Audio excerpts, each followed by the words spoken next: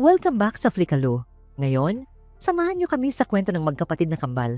Isa'y laging binubuli at kinukutya, habang ang isa naman ay hinahangaan at pinupuri. Pero isang gabi, magugulo ang lahat dahil magpapalit sila ng kapalaran. Ang kwentong ito ay tungkol sa fraternal twins na si Shion at Shiha. Mahiyain si Shion at laging nakakulong sa kanyang kwarto. Mataba siya at walang tiwala sa sarili. Hilig niyang kumanta sa livestream gamit ang pangalang Sexy Diva. Dumami ang tagahanga niya, pero ni minsan walang nakakita ng kanyang mukha. Tuwing nagla-live, iniisip ng lahat na maganda siya, pero alam niya na kapag nagpakita siya, mawawala agad ang kasikatan niya. Samantala, si Shiha ay namumuhay sa pangarap ng bawat dalaga. Isa siyang miyembro ng sikat na girl group na Miracle Girls. May kontrata at milyon-milyong fans sa buong mundo. Kilala siya sa ganda at sayaw. Kahit hindi marunong kumanta, sikat pa rin siya sa grupo. Ayaw sa kanya ng mga kasama dahil sa yabang at bastos na ugali. Isang araw, sinabi ng manager niya na kukunan siya ng commercial kasama ang sikat na singer na si Haesung. Nadismaya ang iba dahil mas magaling silang kumanta, pero si Shiha lagi ang nabibigyan ng pagkakataon. Kinahapunan, dumating ang reporter at mga crew para kapanayamin ang pamilya ni Shiha. Pero nang makita si Shion, pinilit niya itong huwag magpakita dahil nahihiya siya sa itsura ng kapatid. Nang tanungin kung may kapatid siya, sinabi niyang nag-aaral abroad ang ate at bihira lang umuwi. Galit si Shion sa kapatid dahil sa masamang ugali nito. Kahit kambal sila, hindi sila nagkakaunawaan, laging nagtatalo at nag-aaway. Isa sa kinamumuhian ni Shion ang pagpasok sa eskwela. Binubuli siya araw-araw kaya binibilang na lang niya ang araw bago graduate. Masaklap pa. Kasama sa grupo ng bullies si Gyoseok, yung lalaking mahal na mahal niya. Noong nakaraang taon, nagpa siya siyang magtapat at bumili pa ng regalo. Ngunit nahuli siya ng mga bully at binasa ng malakas ang sulat. Hanggang ngayon, bit-bit pa rin niya ang kahihiyan ng publikong pagka-reject. Ngunit hindi pa rin nagbago ang damdamin niya kay Gyoseok. Samantala, pumunta si Shiha sa set ng commercial at nakilala ang sikat na singer na si Haesung. Siya seryoso at masungit. Iniisip na isa siyang tunay na musikero, hindi lang entertainer. Dahil alam niyang sa ganda lang sikat si Shiha, naging magaspang siya dito. Sumunod si Shiha sa direktor, pero para kay Haesung, walang kwenta ang konsepto ng ad. Tumanggi siyang sumali at iniwan sa manager ang pag-aayos ng gulo. Dahil sa pagiging pihikan niya, natanggal din si Shiha sa project. Umuwi siyang umiiyak at galit na galit. Samantala, naglalaro si Shiyeon sa bakuran kasama ang aso nila. Nang hindi siya nakatingin, tumakbo ito palabas at nawala. Maghapon siyang naghanap at natagpuan ang isang matandang babaeng walang malay sa kalsada. Buhat niya itong dinala pauwi sa bahay. Humanga ang babae sa kabaitan niya at ipinakilala ang sarili bilang isang tarot reader. Nang pumili siya ng baraha, nakuha niya ang pinakamahiwaga sa lahat. May kapangyarihan itong tumupad sa isang hiling. Duda man, naisip niyang magpalit sila ng buhay ng kanyang kapatid. Pero nagbago ang isip niya at humiling na lang na huwag na siyang tumaba. Binigyan siya ng kwintas bilang regalo. Habang pauwi, biglang nawala ng malay si Shion. Kasabay nito, bumagsak din si Shiha sa gitna ng ensayo. Pagkagising ng magkapatid, magkatabi silang nakahiga sa ospital, pero tinatawag sila ng kanilang ina sa magkaibang pangalan.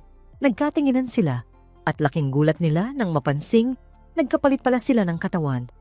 Dali-dali silang lumabas at hinampas ang ulo ng bato. Umaasang babalik, pero hindi ito gumana.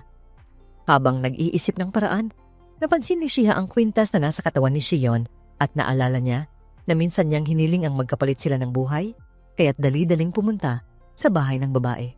Pagdating nila, nalaman nilang nasa bakasyon ng babae at isang buwan pa bago bumalik. Lubos silang nanlumo dahil isang buwan silang mamumuhay bilang taong kinamumuhian nila. Kaya't tinuruan nila ang isa't isa ng mga dapat at hindi dapat gawin sa kani-kanilang buhay. Si Shion, kailangang maging masungit, kumain ng kaunti, at magpraktis ng sayaw ng grupo. Si Shiha naman, ang kailangan lang ay maging mailap at tahimik. Kinabukasan, nagpalitan sila ng damit at cellphone, naghahanda na sa bagong buhay. Pumasok si Shiha sa eskwela, bit-bit ang pagkain na hinding-hindi niya kakainin sa dati niyang katawan. Hindi siya nag-aalala sa pagpapalit. Para sa kanya, isang buwan na bakasyon ito mula sa kanyang busy schedule hanggang sa harangin siya ng mga bully. Inagaw ni Gyoseok ang baon at tinukso siya nito. Gusto sana niyang gumanti, pero naalala niyang hindi iyon gagawin ni Shion, kaya nanahimik na lang siya. Samantala, pumunta si Shion sa kumpanya para sa huling ensayo ng comeback show. Bilang pinakasikat, siya ang binigyan ng pinakamagandang damit at atensyon. Pero nang sumalang, kinabahan siya at nagkakamali sa sayaw. Nang makita ito ni Haesung, pinagtawanan niya ito dahil sa kakulangan ng talento. Pagkatapos ng rehearsals, kailangan na nilang mag-perform ng live. Dahil sa matinding kaba, bumigay si Shion at napaiyak sa banyo. Hinawakan niya ang kwintas, humiling siya na magawa niya ang lahat sa final performance. At nang sumalang siya, hindi siya nagkamali kahit isang hakbang. Pero nakalimot ng lyrics ang main vocalist na karibal niya sa gitna ng live show. Para tulungan siya, si Shion ang kumanta at agaw-eksena ang performance. Pati si Haesung napahanga sa ganda ng boses. Matapos ang palabas, aksidenteng napahulog siya sa mga bisig ni Haesung at nabighani agad siya rito. Ibinaba siya nito bago umakyat sa entablado at kumanta. Habang siya ay nakatitig na may paghanga, nagalit si Shiha dahil ang galing ng pagkanta ni Shion, kaya aasahan ding ganun siya pagbalik sa sarili niyang katawan. Nangako si Shion na babawiin niya sa susunod, pero biglang nag-text si Haesung, nagyaya ng duet recording. Naalala ni Shiha ang kayabangan nito noon, kaya gusto niyang galingan ni Shion para maturuan siya ng leksyon. Sa eskwela, nadiskubre ni Shiha ang diary ng kapatid at doon niya nalaman ang tinitiis ng kapatid araw-araw sa mga bully. Sa susunod nilang pagkikita, sinigurado niyang lalaitin ang makeup ng isa sa kanila. Nang susugurin siya, pinigilan ni Shiha ang kamay nito. Ikinagulat ng lahat. Lumapit si Gyoseok para ipahiya siya sa pagkagusto sa kanya, pero sinupalpal siya. Tinawag siyang pangit at umalis. Napamulagat siya sa biglang pagbabago ng ugali. At sa totoo lang, naakit pa siya rito. Samantala, nag-text si Haesung kay Shion na magpunta sa rooftop. Humingi siya ng sorry sa pagiging bastos noon at pinag-usapan nila kung anong kanta ang pwedeng iduet. Magkapareho pala sila ng hilig, kaya mabilis silang nagkasundo. Sa sumunod na eksena, magkasama silang nasa studio, nagmi-mix at nagre-record ng kanta.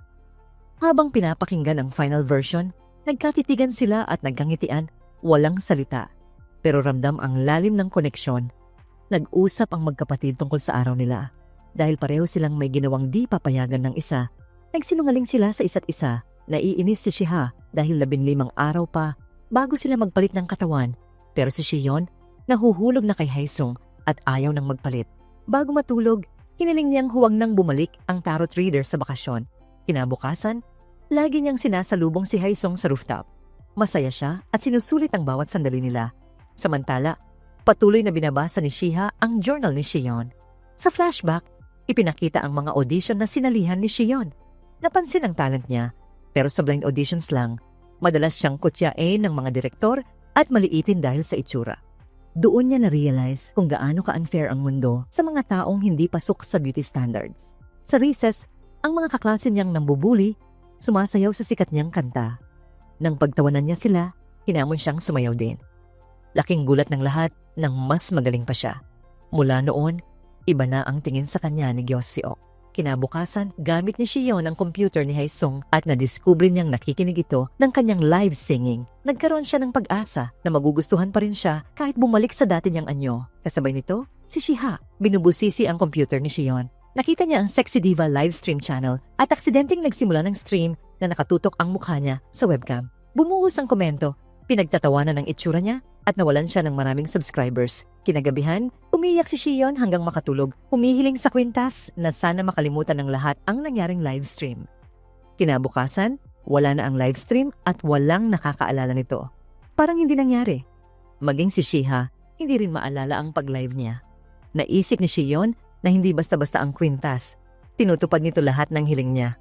Buong araw, sinusubukan niya ang kapangyarihan ng kwintas at natutupad lagi ang kanyang kahilingan.